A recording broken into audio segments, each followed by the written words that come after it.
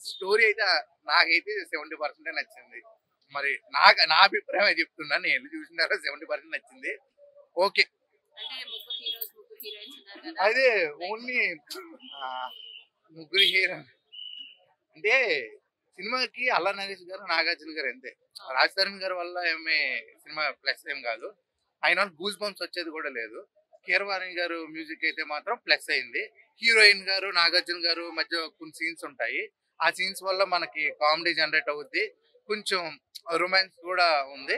అలాగే అల్లా నరేష్ గారు తర్వాత మన నాగార్జున గారు గురించి అదే ఒక కామెడీ సీన్స్ ఉంటాయిలే. అయితే శోభనం సీన్ అప్పుడు కామెడీ సీన్ ఉంటది. దానివల్ల కూడా మనకి మంచిగా ఎంజాయ్ చేసాం. ఓవరాల్ గా చైన్ అంటే ఒక విలన్ వేస్తుంటాడు, సైకిల్ వేస్తుంటే చైన్ పట్టుకుని అది అదే మనం ఇంత ముందు చూసింది. కొన్ని సీన్స్ వస్తాయి కనిపిస్తాయి కానీ ఓవరాల్ గా అయితే మాత్రం 70% నచ్చింది. One time watchable. బంగారు రాజు తర్వాత మంచి హిట్ కొట్టాడు అంటారా? అదే చెప్తున్నాను కదా, 4th ప్లేస్ అయితే దక్కించుకున్నారు సార్. అయితే నాగార్జున గారు బాగా చేశారండి.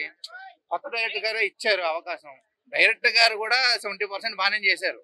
ఇంకో కొంచెం 30% వేసి ఉంటే ఏమో సెకండ్ కి బ్లాక్ బస్టర్ వచ్చాము. సెకండ్ సినిమా ఫ్యామిలీ అందరూ చూడొచ్చా? వన్ టైం అది చూడొచ్చు. మీ రేటింగ్ ఎంత ఇస్తారు? నేను 3 ఇస్తానండి. 5.